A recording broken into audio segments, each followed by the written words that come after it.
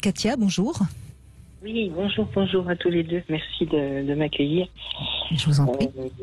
Voilà, donc je voulais parler un peu d'empathie parce que c'est vraiment quelque chose chez moi où on me dit tu es trop gentil, pense à toi, mais il est vrai que ça ne me gêne pas. Enfin, je veux dire, quels que soient les événements, si je peux faire plaisir à quelqu'un, je vais le faire au détriment. Alors, ça vous gêne pas, mais si vos proches ne cessent de vous le dire, c'est peut-être que quelque part, ça pose un petit problème.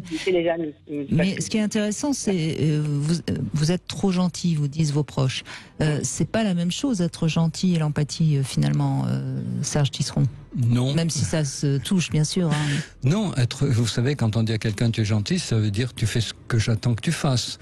Mais faire ce que les autres attendent qu'on fasse, c'est pas forcément faire ce qui leur fait le plus de bien, et c'est pas forcément faire ce qui nous fait à nous le plus de bien. Donc voilà, si quelqu'un vous dit que vous êtes gentil, il faut peut-être vous demander qu'est-ce que ça serait de ne plus l'être finalement, quelle réponse ça serait à apporter à vos interlocuteurs pour qu'ils vous disent autre chose, peut-être qu'ils vous disent un jour finalement tu m'as bien compris, ce qui n'est pas du tout la même chose que de dire tu es gentille. Oui, non, je parlais de gentillesse dans le sens où si on me demande un service et que ce jour-là j'avais prévu autre chose, et bien cette autre chose va passer la casserole et vous allez rendre le service. Tu veux, donc vous faites passer les autres avant vous-même. Voilà, c'est ça. Hein, c'est ça. Mais c'est vrai qu'en vieillissant, je me dis, pour avoir été, par rapport à la famille, je pense, a été de longue au téléphone pendant des heures avec une de mes filles qui divorçait pour après m'entendre dire mais tu t'es jamais occupé de moi, tu t'es jamais soucié de mes malheurs quand j'ai divorcé alors que j'étais en train de travailler, je prenais sur mes heures de travail pour lui répondre. Là, je me suis dit... peut-être que tu aurais dû lui dire que tu pouvais pas lui parler et qu'on se rappelait un petit peu plus tard. En tout cas, ça vous prouve que d'être trop gentil, c'est pas payant. Mais non, parce qu'on vous prend un peu... Mais bon, je fonctionne un petit peu comme ça. Qu'est-ce que vous attendez justement des autres en étant si gentil ? Alors, c'est par rapport à des événements de vie où j'ai eu un divorce et j'ai tout perdu. C'est-à-dire... à mon domicile, j'ai perdu la maison. Et vous pensez en étant si gentil, j'étais en quête d'amour. Non mais j'ai eu une psy au téléphone qui m'a expliqué que j'étais vraiment par rapport à mon enfance en demande d'amour parce que j'en avais pas. Bien sûr. Voilà, donc je suis en quête d'amour. Alors ça, j'ai compris ça. Je pensais pas du tout ça. Et alors, est-ce que vous êtes, puisque vous êtes en quête d'amour, c'est que vous manquez d'amour pour vous-même. Donc, est-ce que vous êtes gentil avec vous-même ? Alors, souvent c'est ce qu'on me dit. Vous me l'avez déjà dit, c'est quand j'avais appelé il y a un petit moment de ça. J'ai l'impression de m'aimer. J'ai pas l'impression de pas m'aimer. Je comprends pas quand on dit que je m'aime pas. Par contre, c'est vrai. Moi, je ne dis pas ça. Je pose la question. Alors, est-ce que vous vous trouvez intelligente, belle Bon, je pense que j'ai le cerveau qui fonctionne pas mal. Après, j'ai mes limites aussi. C'est-à-dire que je pense que avec les gens, j'ai pas le sens de la vie. C'est-à-dire que si on me dit quelque chose, je le prends toujours, je le crois toujours. J'ai jamais ce recul qui dit il est peut-être en train de me dire quelque chose qui est pas vrai. Je crois les gens. Voilà. Après, c'est vrai que quand vous dites je crois les gens, ça veut dire qu'a priori vous faites confiance aux gens. Oui. Oui, ça c'est pas. Oui. Serge Tisseron vient de le dire tout à l'heure. C'est bien d'être ouvert aux autres, mais il ne faut pas faire confiance plusieurs fois à quelqu'un qui vous demande des services et qui n'est pas reconnaissant. Voilà. Oui, donc, est-ce que vous savez poser vos limites, en fait? C'est ça. Voilà. C'est là où j'ai une petite anecdote où je me suis aperçue que je ne savais pas. Ma fille me demandait plusieurs fois de garder son enfant.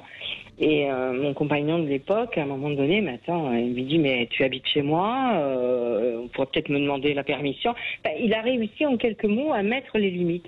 Et c'est là où je me suis dit c'est lui qui a raison quand même parce que du coup elle me l'a quand même confié, mais en ayant un peu plus plutôt que d'arriver en posant le colis et en... Voilà. Donc vous avez du mal à poser des limites. Vous savez qu'est-ce qu'on pourrait ajouter à ça? Non, je sais pas. Est-ce que vous savez vous respecter? Ben justement, je pense que oui, peut-être que oui, oui, parce que pour avoir vécu avec un homme violent. Et vous pensez que si on s'aime vraiment, on sait se respecter?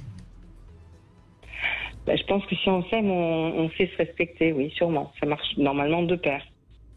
Alors peut-être que, je sais pas. Et est-ce que vous avez de l'empathie pour vous-même, alors finalement, hein, Serge Tisseron, on pourrait... Ça m'intéresse pas. Je m'intéresse, enfin...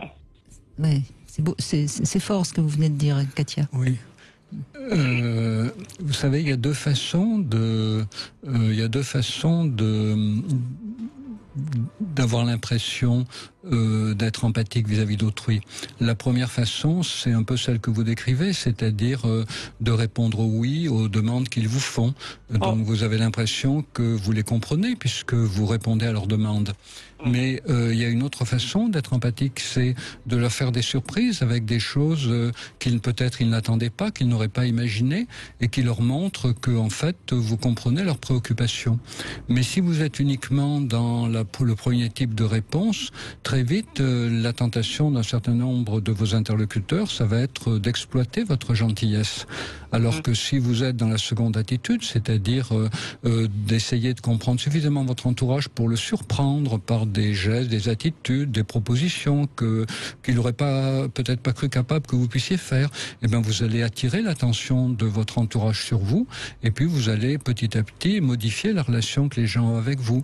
Il y a des choses que qu'ils vous demandent que vous pouvez refuser, et il y a des choses qu'ils ne vous demandent pas que vous avez intérêt à leur proposer. D'accord.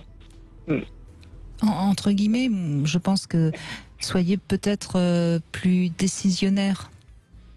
Voilà, ouais, quant à ma vie et quant à... Prenez un petit peu, faites un petit peu l'effort chaque jour de prendre une décision par rapport à quelqu'un ou par rapport à vous-même, au lieu de vous laisser balloter de droite à gauche. Prenez votre gentillesse en main et ne la distribuez pas à quiconque vous la demande, mais choisissez à qui vous la donnez et pour quelle raison vous la donnez. Mais juste une fois par jour déjà, hein, et puis comme ça va tout doucement. Vous aurez planté la petite graine et puis vous l'arroserez et ça fera une belle fleur. Merci. Donc de mettre les paroles et d'avoir le ton juste et de trouver les mots. Merci. Je vous en prie, Katia. Merci à vous.